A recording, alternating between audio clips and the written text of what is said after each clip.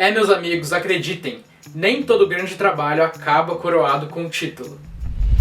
Jorge Sampaoli já está aqui no Brasil há quase 2 anos e por mais que a maneira dele de fazer seus times jogarem futebol seja a sensação entre os que gostam do futebol bem jogado, é só ele perder um joguinho aqui e outro ali, coisa que aconteceu no começo do Campeonato Brasileiro, que os ligados ao resultadismo vêm com os mesmos argumentos de nunca ganhou nada na carreira, ou melhor, ganhou só meia dúzia de títulos na carreira. Então hoje é dia da gente falar dessa mania de venerar técnico que nunca ganhou nada. Mas antes da gente começar, eu vou pedir pra você deixar o like se você tá gostando do conteúdo, o dislike se não tá gostando, se inscrever no canal, ativar a notificação para que todo domingo o nosso vídeo chegue até você e acompanhar o nosso trabalho nas redes sociais. Estamos postando texto quase todo dia e fazendo um trabalho bem legal lá também. E se você conhece o Escanteio Curto, você sabe que a gente não vai começar do nada opinando sobre esse assunto tão espinhoso. A gente vai fazer um apanhado histórico e estatístico para poder falar sobre isso. Então bora lá! O Sampaoli, assim como a maioria esmagadora dos técnicos de futebol,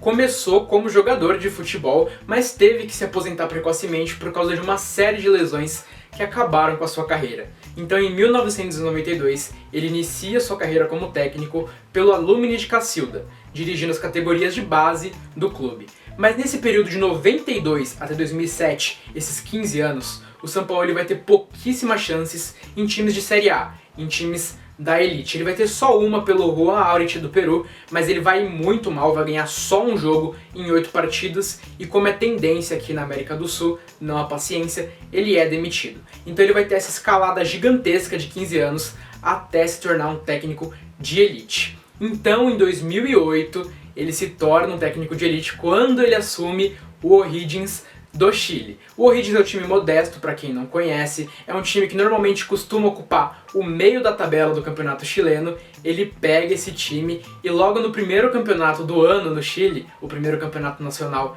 que é o Apertura, ele leva esse time, que é um time de meio de tabela, a ficar na 3ª posição, uma ótima campanha.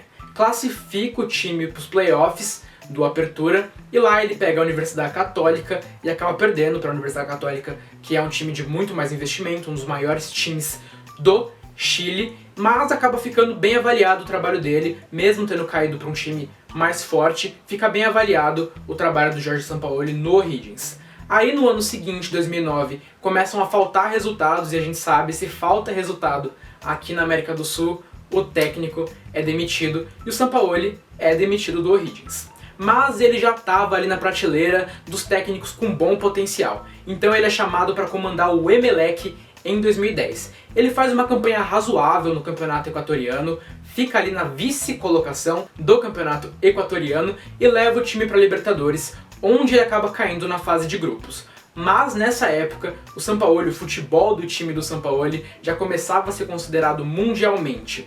A IFFHS, que é a Federação Internacional de Estatística e História do Futebol, dá um prêmio todo mês para o melhor time do mundo. E em junho de 2010, essa federação, essa entidade, dá o título de melhor time do mundo do mês para o Emelec do Sampaoli. Vamos falar a verdade que isso não vale nada, mas é bom para constar que o time dele já jogava um futebol bonito ali. Então, em 2011, sim, o Sampaoli vai aparecer para o mundo, você sabe, ele vai ser contratado pela Universidade de Chile, quando ele vai fazer o primeiro grande trabalho da carreira dele. Ele vai pegar a Universidade de Chile em 2011 e logo no primeiro campeonato do ano, como eu já disse, o Apertura, ele vai conquistar o primeiro título de sua carreira. Pela primeira vez com um time de ponta, ele não decepciona e ganha um título. E logo depois, ele vai fazer história. A Universidade de Chile nunca tinha ganhado um campeonato internacional, ele vai jogar a Sul-Americana e vai ser campeão, vai cravar seu nome na história da Universidade de Chile, vencendo o primeiro título internacional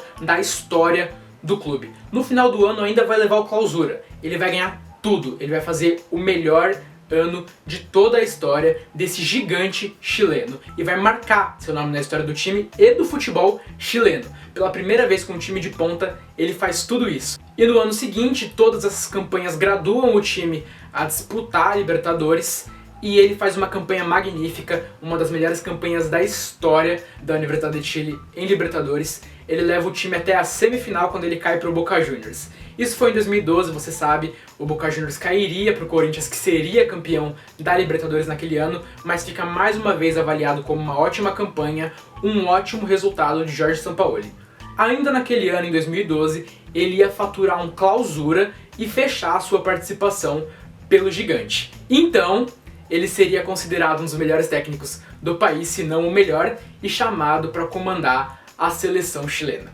Ele pega a seleção chilena nas eliminatórias, a seleção do Chile estava ameaçada de não classificar para a Copa do Mundo do Brasil de 2014, ele pega o time e, para começar, ele classifica o time para a Copa do Mundo. O Chile cai num grupo muito complicado com Espanha, Holanda e Austrália. A Austrália é meio patinho feio do grupo, mas a Holanda e a Espanha tinham feito a final da Copa do Mundo de 2010, até então a última Copa do Mundo. Ele pega esse grupo e todo mundo já considera que com certeza Espanha e Holanda passariam, mas não. Ele comanda a equipe chilena numa vitória por 2-0 contra a Espanha e classifica o Chile para as oitavas de final junto com a Holanda no grupo.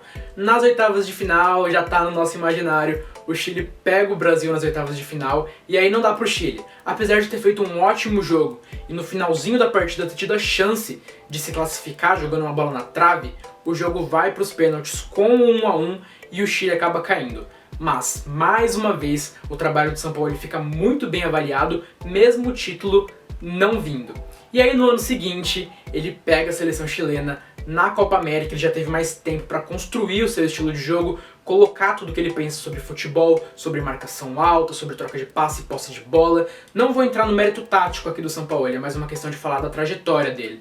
Mas ele pega esse time e consegue implementar essas ideias em um time, na verdade, muito bom, uma geração muito boa com Vargas, Sanches, Vidal, implementa e na Copa América disputada dentro da sua casa em 2015, pega a Argentina na final, consegue alcançar a finalíssima diante da Argentina e vence o time de Lionel Messi nos pênaltis.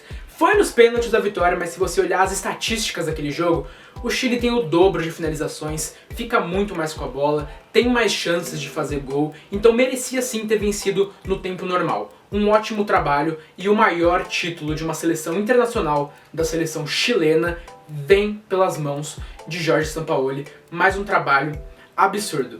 No ano seguinte ele acaba tendo alguns problemas com a federação e acaba tendo que sair da seleção chilena. Então ele vai para a Europa, tenta fazer um trabalho no maior mercado futebolístico do mundo. Ele vai para a Liga Espanhola, fazer um trabalho pelo Sevilla e ele consegue em 2016 classificar o Sevilla para a Champions League da temporada seguinte, 2016-2017, e faz o time brigar pelo título no campeonato espanhol. Ele não briga pelo título até o final, no finalzinho o Sevilla acaba dando uma desgarrada de Real Madrid e Barcelona, mas em certo momento do campeonato ele briga sim pela primeira posição com os dois gigantes de investimento do futebol espanhol. E como a gente sabe, ficar em terceiro, ficar ali brigando com os dois no futebol espanhol, que é extremamente polarizado entre Real Madrid e Barcelona, é sim um título. Então vamos lá, vamos fazer um apanhado.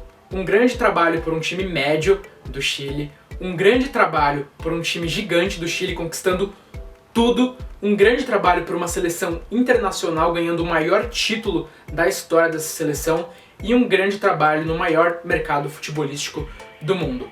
É pouco ou não é? Mesmo não tendo ganhado título em todos esses trabalhos, vale muito mais do que qualquer outro tipo de título esses trabalhos maravilhosos que ele vem fazendo até esse momento da sua carreira. Mas como nem tudo é um mar de rosas, o Sampaoli teve sim trabalhos ruins na sua carreira e agora a gente vai falar cronologicamente dele, que é o trabalho pela Argentina. Ele pega uma seleção de ponta, que é a seleção dos nossos hermanos, e não consegue fazer um bom trabalho, até vai para a Copa e acaba caindo para a seleção favorita, que foi a seleção campeã, que foi a seleção francesa, mas o trabalho dele não fica bem avaliado, ele não consegue fazer o time jogar bem, não consegue implementar o que ele pensava sobre futebol e acaba ficando muito mal avaliado o trabalho dele e ele cai do comando da seleção argentina. Então, para retomar a carreira, ele vem aqui pro Brasil e essa parte da história a gente conhece melhor.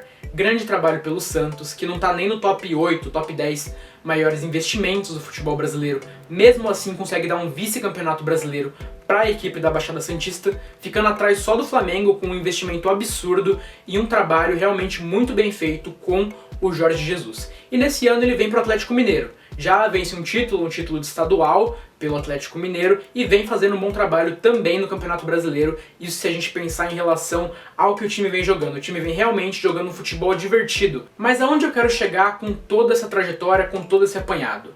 Eu quero chegar no ponto de que os times do Sampaoli nem sempre vencem as partidas, mas na maioria esmagadora das vezes ele joga bem. E jogando bem, a chance de você vencer, é óbvio, aumenta. Então eu queria trazer essa comparação entre um técnico que faz hoje um time jogar bem, mas não tem muitos títulos na carreira, com outros que têm títulos. Vamos trazer um exemplo aqui, o Vanderlei Luxemburgo, que tem muito mais títulos do que o Sampaoli, tem o seu lugar guardado na história do futebol brasileiro e mundial, porque realmente foi um técnico que fez os times que ele treinou jogarem muita bola. Mas se a gente for pegar a última vez que ele fez um time jogar bola, talvez tenha sido o Palmeiras de 2008. E em 2008 o Sampaoli estava começando a sua carreira, de lá pra cá é uma arrancada, ele só cresce, e hoje ele é capaz de fazer os times dele jogar um futebol muito mais bonito, muito mais divertido, muito mais agradável, muito melhor do que os times de Luxemburgo e outros desse cacife de técnicos que hoje são apenas resultadistas. E outro exemplo pra gente falar sobre isso é o Bielsa. Falar do Bielsa porque o Bielsa, assim como o Sampaoli, tem só 5 títulos na carreira. O Sampaoli agora tem 6 com o estadual do Galo. Tem só 5 títulos. E alguém tem a coragem de duvidar do legado que o Bielsa deixou pro futebol e falar que não vale só porque ele não levantou alguns troféus? A mesma coisa do Sampaoli. Se em alguns trabalhos ele não levantou troféus, alguém tem a coragem de falar que esses trabalhos não foram majestosos, não foram maravilhosos? Por exemplo, o do Sevilla, que não teve título.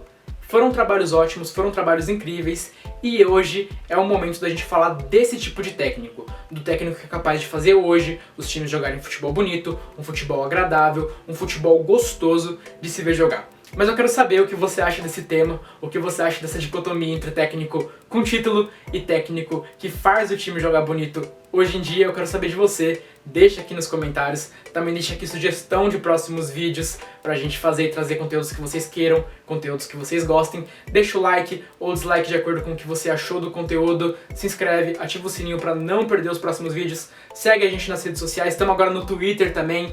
E até o próximo vídeo de qualidade quase nada duvidosa.